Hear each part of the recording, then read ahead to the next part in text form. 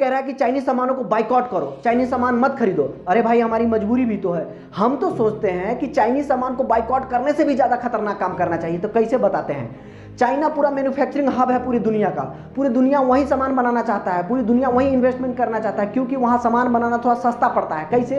तो वहाँ लेबर आसानी से मिल जाता है, लेबर थोड़ा सस्ता मिल जाता है, लेबर टाइम पर आता है, लेबर का कोई नहीं सुनता है, एक्स्ट्रा ड्यूटी करता है। इसलिए अब देखिए चाइना अभी मास्क प्रोडक्शन कर रहा है। तो चाइना 1 लाख 2 लाख मास्क नहीं बनाता, सीधा 1 करोड़ बना देता है, सीधा 5 करोड़ बना देता है। और एक बात जान लीजिए, कोई भी चीज़ कम बनाइएगा तो ज़्यादा खर्चा आता है, और कोई भी चीज़ ज़्यादा बनाइएगा तो बचत थोड़ा ज़्यादा होता है। ये बात सच है।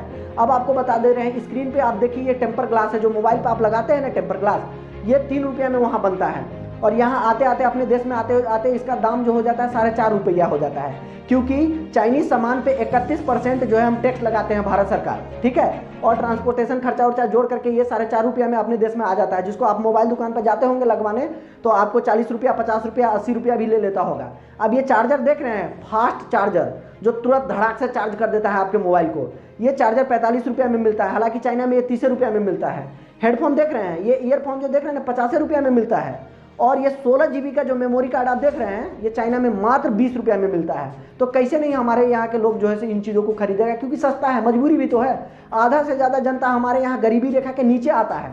अब कहिएगा इसका क्या उपाय है? तो उपाय है, जो सामान हम चाइना से खरीद रहे हैं यही सारा सामान ताइवान और वियतनाम में भी मिलता है, उसी रेट में मिलता है। तो हमको सब्स्टिट्यूट के लिए ये सारा सामान वियतनाम और ताइवान से हमें खरीदना है, क्योंकि इससे जो हम सामान लेंगे तो 2 फायदा है। कैसा? तो ये वियतनाम और ताइवान, चाइना से इनका जो है 36 का आंकड़ा चलता है, दोनों में कभी नहीं बनता है। तो हम इनडायरेक्टली चाइना के दुश्मन से सामान लेंगे तो वो भी मजबूत होगा, और चाइना से हमारा आयात भी कम होगा। तो ये हमारे लिए फायदा है। खिलौने के मामले में चाइना पूरी दुनिया में अपना बोलबाला रखता है, पूरा डंका बजाता है। इतना बड़ा खिलौने का मैन्युफैक्चरर है, जो बच्चों को खेलने वाला खिलौना होता है ना। और देखिए ये खिलौना कभी भी बंद नहीं हो सकता है। जिस तरह से बच्चे पैदा होना कभी बंद होगा क्या? नहीं होगा ना। उसी प्रकार से खिलौना कभी बंद ही नहीं होगा। और रंग बिरंग करके लाल पीला हरा नीला सब प्रकार के जो है सो बना देता है चाइना में ये खिलौना। और खिलौना यहाँ मिनिमम जो है सो 8 रुपया में मिल जाता है। और इतना ही नहीं, जो सोलर पैनल होता है ना, सौर ऊर्जा, जो ये आप स्क्रीन पे देख रहे हैं, सोलर पैनल का इतना बड़ा मैन्युफैक्चरिंग हब है चाइना, जिसके बारे में कोई तुलना नहीं किया जा सकता है। पूरे दुनिया को सप्लाई करता है ये सोलर पैनल। और अपने भारत में भी 70% सोलर पैनल जो है सो चाइना से ही हम मंगवाते हैं। जो केरला में जो है सोलर पावर प्लांट बन रहे हैं, गुजरात में बन रहे हैं, MP में बन रहे हैं, बहुत जगह पे जो बन रहे हैं, तो 70% सोलर पैनल हम चाइना से ही मंगवाते हैं। और तो और जो स्टैच्यू ऑफ लिबर्टी का जो पूरा स्ट्रक्चर है ना, चाइना में बनाया गया। यानी चाइना मैन्युफैक्चरिंग के दुनिया में इतना बड़ा नाम कमा लिया है कि कुछ भी बनाने के लिए तैयार हो जाता है। चाइनीज प्रोडक्ट को हम इतनी आसानी से ख़त्म नहीं कर सकते, उसको पूरे माइंड गेम के तहत हमको घेरना पड़ेगा। और तो और जो कंप्यूटर और मोबाइल के क्षेत्र में चाइना क्या है, आपको भी पता है, मुझे भी पता है, सबको पता है। कंप्यूटर और मोबाइल का चाइना इतना बड़ा मैन्युफैक्चरर है जिसकी कोई तुलना नहीं किया जा सकता है। मोबाइल तो मानो चाइना के हर घर में बनता है, इस तरीके से वो बना चुका है। और जो वीडियो कैमरा होता है ना, शादी ब्याह में जो वीडियो कैमरा रिकॉर्डिंग करते हैं, वो वीडियो कैमरा का भी बहुत बड़ा बाजार है चाइना, इतना बड़ा मैन्युफैक्चरिंग हब है वहाँ। तो कई प्रकार के वीडियो कैमरा भी आसानी से वहाँ मिल जाता है। और तो और CCTV जो कैमरा होता है ना, वो भी कई प्रकार के CCTV कैमरा जो है सो लॉन्च कर दिया है, और बहुत बड़ा बाजार बना चुका है चाइना अपना। और मेनली ये जो आप स्क्रीन पे देख रहे हैं ना, 2 प्रकार के जो होता है CCTV कैमरा होता है। ये जो गोल वाला आप देख रहे हैं, ये घूमता रहता है, ये रोटेट होता है, इसको हम डोम कैमरा देख करते हैं, ये चौड़ाई में नज़र रखता है। और जो एक दूसरा वाला जो देख रहे हैं, इसको हम कहते हैं बुलेट कैमरा, ये सीधा नज़र रखता है। तो ये भी जो है सो CCTV कैमरा के मामले में भी चाइना बहुत बड़ा बाजार बन चुका है। और इतना ही नहीं, कितने चीज़ को आप रोक लगाइएगा। जो PVC टेप होता है ना, इलेक्ट्रिक टेप, वो भी चाइना से आता है। और तो और जो आपका केबल टाई होता है ना, जो तार वार जो केबल को जो बांधते हैं ना, वो भी जो है सो चाइना सप्लाई करता है। और हमारे यहाँ चाइना से ही वो आता है। तो उसको एक बार जो बांध देते हैं ना, टाइट कर देते हैं, दूसरा बार में आपको काटना ही पड़ता है, खुलता नहीं है वो, समझ गए। और इतना ही नहीं, जो गोली होता है ना, कंचा जिसको कहते हैं, कंचा भी जो है सो चाइना से आता है। और अब देखिए चाइना जो है सो अपने कस्टमर का कितना ध्यान रखता है, जिसका कोई मतलब व्याख्या नहीं किया जा सकता है। हमारे यहाँ जो है सो कस्टमर को आया तो आया, नहीं तो उतना कोई केयर नहीं है, हम अपने धुन में मगन रहते हैं। चाइना कितना देखिए ध्यान रखता है कस्टमर का। जो चाइनीज गोली होता है ना, कंचा, उसमें लाल पीला हरा नीला बना देता है, बच्चों को इंटरेस्ट आता है, पसंद आता है, तो वही खरीदता है। और इतना ही नहीं, जो तार ठोकने वाला जो क्लिप आता है ना, जो दीवार में जो है सो आप केबल को जो है लगाते हैं वो क्लिप भी, चाइनीज कांटी भी आ गया है। इतना ही नहीं, जो मेहंदी होता है ना, चाइनीज मेहंदी भी आ गया है। हमारे यहाँ कहते थे कि जिसकी सासू माँ बहुत प्यार करने वाली होगी उसका मेहंदी बहुत लाल होगा। ससुरा ये जो है सो चाइनीज मेहंदी आ गया है। जिसकी सासू माँ मर भी गई ना उसका भी चटकार लाल कर देता है, इतना खतरनाक लाल कर देता है कि हम क्या बताएं। और तो और आपको सुबह में शादी में जाना है, शाम में लगा लीजिए, एकदम चटकार लाल हो जाता है, और 2 दिन बाद जो छुड़ाइएगा लगेगा बंजर जमीन हो गया पूरा हाथ। तो समझ जाइए चाइना कितना बड़ा मैन्युफैक्चरिंग हब है। इतना ही नहीं, आपको चाइनीज सामान को यहाँ कम करना है या उसको नहीं खरीदना है, बाइकआउट करना है, तो आपको क्या करना है पता है? भावनात्मक तरीके से डर भी बनाना पड़ेगा। कैसे डर बनाना पड़ेगा?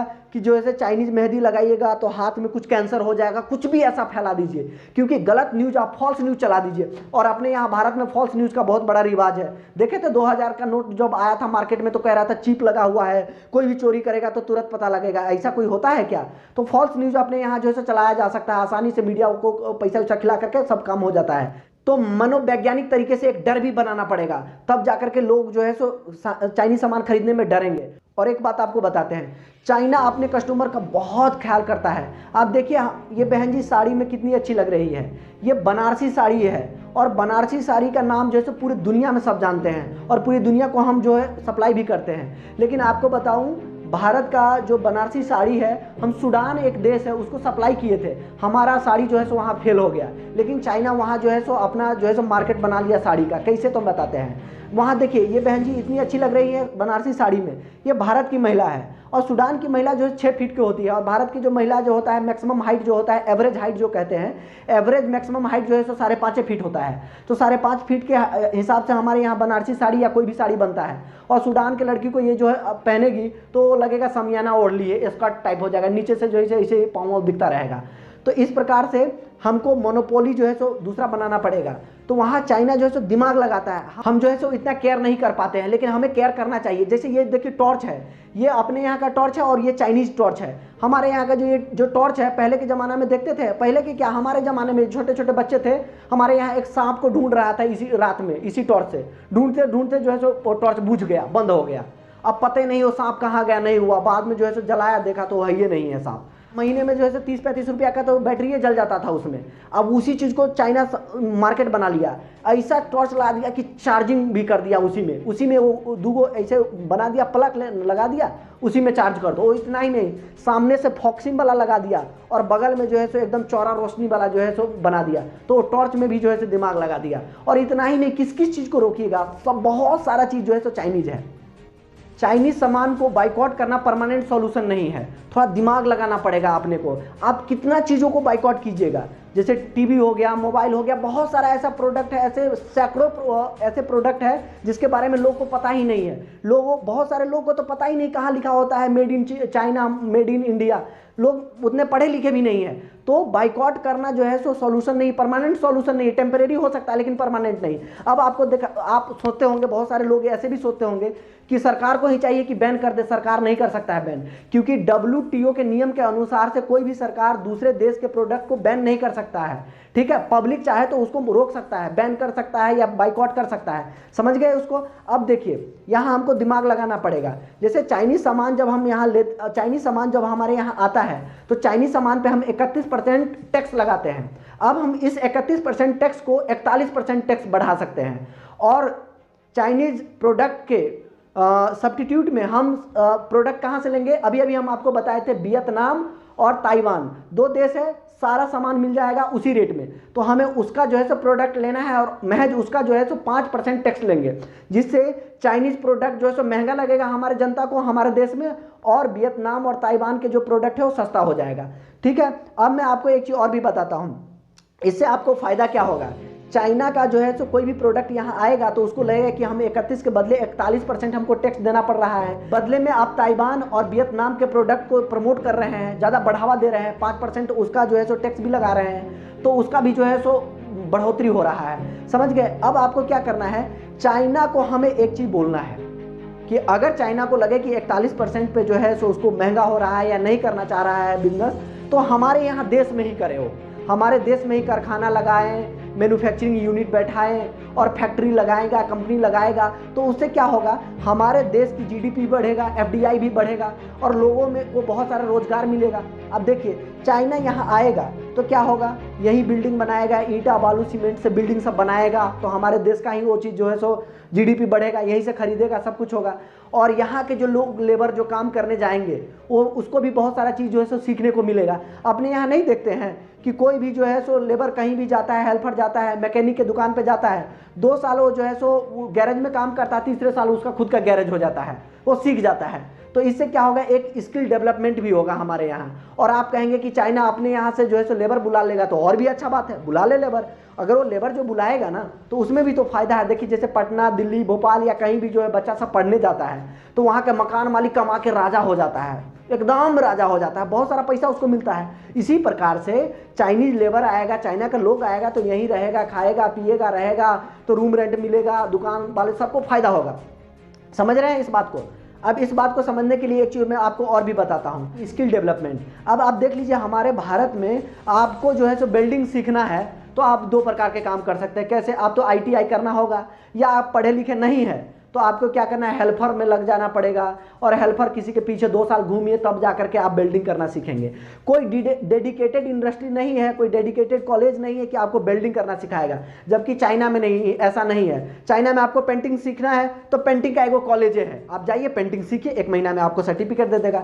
और यहाँ कुछ करना चाहेंगे तो आपको बीई, बीटेक, आईटीआई, एमटेक ना जाने इतना पढ़ा लिखा के ससुरा पागल हो जाता है पढ़ते पढ़ते अपने यहाँ लोग, ठीक है। और कोई भी चीज़ जो है यहाँ डेडिकेटेड इंडस्ट्री नहीं है किसी सिंगल कोर्स के लिए, लेकिन चाइना में ऐसा नहीं है। तो इस बातों को हमको बारीकी से समझना पड़ेगा, समझ गए। और इसके अलावा हम आपको एक और बात बताना चाहेंगे, अपने यहाँ एक सबसे बड़ा जो दिक्कत है वो दिक्कत क्या है कि जैसे छोटका मोटका जो नेता होता है ना, उस नेता के पीछे पुलिस वाला सब लग जाता है, जबकि हमारे यहाँ साइंटिस्ट का वैल्यू ज़्यादा होना चाहिए। क्योंकि साइंटिस्ट का वैल्यू ज़्यादा होगा तो हमारे यहाँ के बच्चा सब में प्रेरणा मिलेगा कि देखो वो साइंटिस्ट है, साइंटिस्ट को 5 पुलिस वाला मिला हुआ है, कमांडर मिला हुआ, ब्लैक कमांडो मिला हुआ है, तो वहाँ प्रेरणा मिलेगा। अभी हमारे यहाँ देश में सबको लगता है कि नेता बन जाए, क्योंकि नेता का जो है सो बोल वाला, उसका जो अंदाज, उसका रुतबा अलग है। और इसरो का साइंटिस्ट है 2 पुलिस वाला है, और एक छोटा सा नेता उसको 5 पुलिस वाला मिल जाता है। तो ये सब जो है सो हमारे यहाँ का जो है सो कमी है, इस कमी को हमको दूर करना पड़ेगा और जल्दी से जल्दी इस कमी सबको हमको सुधारना पड़ेगा। साइंटिस्ट सबका कोई वैल्यू नहीं है। आपसे पूछेगा कि कितने ऐसे साइंटिस्ट का नाम जानते हैं तो आप 5 का नाम नहीं बता पाएंगे। और नेता का बात, अरे राहुल गांधी, सोनिया गांधी, ये गांधी, वो गांधी, बहुत सारा, हम कोई पार्टी का नाम नहीं ले रहे हैं, लेकिन ऐसा होता है 50 नेता का नाम बता देंगे, जबकि नेता नहीं। अगर साइंटिस्ट बढ़ेगा हमारे देश में तो तरक्की करेगा। इस बात को आप थोड़ा लॉजिकली भी सोचिएगा तो आपको सही लगेगा। वैसे आप कुछ भी सोच सकते हैं। मैं आपको एक बात बताता हूँ, और चाइना में एगो सिस्टम है। कौन सिस्टम है? तो देखिए जैसे हर एक जिला में, भारत में हर एक जिला में एक डीएम होता है, कलेक्टर होता है, ठीक है। उसी प्रकार से चाइना में हर एक जिला में ना एक उद्योग वाला अधिकारी होता है, और उस अधिकारी को एकदम फोर्सफुली कहा जाता है कि प्रत्येक साल तुमको इतने इंडस्ट्री को सुधार करना है, इतना इंडस्ट्री लगाना है। और अपने यहाँ अधिकारी को कोई मतलब ही नहीं है, अपना पेट भर गया बस हो गया, कोई मतलब ही नहीं है। और वहाँ के अधिकारी को डर भी रहता है और ज़रूरत भी होता है। अपने यहाँ के अधिकारी को डर और ज़रूरत है ही नहीं है। सरकारी नौकरी लग गया, कोई डरे नहीं, नौकरी तो कभी ख़त्म होगा नहीं, ज़रूरत होगा नहीं, क्योंकि 1 तारीख को जो है सो सैलरी मिल ही जाएगा। तो ये सब जो है सो डर और ज़रूरत दोनों नहीं है अपने यहाँ के अधिकारी को। तो इस प्रकार से अपने यहाँ के भी अधिकारी को ये चीज़ को ट्रेनिंग देना चाहिए। किस चीज़ को ट्रेनिंग देना चाहिए? तो इंडस्ट्री लगवाना है, हर एक जगह नहीं, हर जिले में नहीं लगवाओ। ऐसा नहीं कह रहा हूँ कि चाइना के कॉपी करो, 2 कॉपी नहीं करना है। जैसे बॉम्बे हो गया या कलकत्ता हो गया, जहाँ जहाँ इंडस्ट्री है वहाँ के कुछ जिलों में जो है सो अधिकारी को एकदम सख्ती कर देना है कि इतने इंडस्ट्री बढ़ना चाहिए, इंडस्ट्री सुधार होना चाहिए, तब जाकर के तरक्की करेगा। ये सब जो है सो हम तो छोटा सा एक डेटा बना रहे हैं, इसके बारे में सरकार को और भी बहुत सारा चीज़ें करना है। और चाइना को हराने के लिए और भी बहुत स्ट्रेटजी अपनाना पड़ेगा। जैसे चाइनीज सामान अगर आता है, चाइनीज सामान आता है, बंदरगाह पे उतरता है, तो अपने यहाँ के अधिकारी को, जो अधिकारी जो है सो सामान को डिस्ट्रीब्यूट करवाता है, उस अधिकारी को गुप्त ट्रेनिंग दे दीजिए। कैसे? तो वहाँ से बंदरगाह पे सामान उतरा और वो सामान को वहाँ पहुँचाना है कहाँ? असम, तो उसको भेज दो जम्मू कश्मीर। कोई सामान को भेजना है कलकत्ता, उसको भेज दो लुधियाना, घुमाओ फिराओ। उससे क्या होगा, मेंटली टॉर्चर होगा, और मेंटली टॉर्चर होगा तो सामान ज़्यादा घूमेगा तो यहाँ के डिस्ट्रीब्यूटर को भी प्रॉब्लम होगा खरीदने में। तो डिस्ट्रीब्यूटर भी सोचेगा कि अरे यार, इससे अच्छा ताइवान का जो सामान अपने यहाँ आ रहा है आसानी से मिल जा रहा है और टैक्स भी कम लग रहा है। चाइनीज प्रोडक्ट को सिर्फ और सिर्फ बाइकआउट नहीं करना है, चाइना का जितने भी प्रोडक्ट यहाँ आता है उसको टॉर्चर भी करना है। तो इस तरीके से क्या होगा, वो खुद ही प्रेशर में आ जाएगा, फिर वो जो है सो अपने आप को दबाव महसूस करेगा। और चाइना को सीधा खुला बोलना है कि आप हमें सामान देंगे तो 41% टैक्स लेंगे, या फिर आप हमें यहाँ बना करके सामान यही कारखाना लगाइए, यही बनाइए। और चाइना अगर सामान भेजता है तो आप समझ रहे हैं, वो जो है सो डिस्टर्ब होकर के मरेगा, और यहाँ बनाएगा तो परमानेंट मरेगा, रोजाना मरेगा। तो चाइना अब हम तुम्हारी कह के लेंगे, ठीक है। इसी प्रकार से अब और भी ट्रिक अपने को अपनाना है। ट्रिक क्या अपनाना है, चाइनीज सामान को बाइकआउट नहीं करना है, यहीं आओ यहीं बनाओ, ठीक है। और यहाँ बनाएगा तो हम लोग सीख जाएंगे, उसके यहाँ कंपनी में काम करेंगे, सीख जाएंगे, स्किल डेवलपमेंट होगा। और चाइना भी यही करता है, चाइना यही किया है, अमेरिका से चुरा चुरा के लाया है सारा टेक्नोलॉजी, और आज चाइना पूरे दुनिया को उल्लू बना रहा है। अब हम चाइना तुम्हारी कह के लेंगे और उसको उल्लू बनाएंगे। तो आप इस वीडियो को ज़्यादा से ज़्यादा शेयर कीजिए, और आपको कैसा लगा ये कमेंट जरूर करेंगे। Thank you so much. जय हिंद, जय भारत।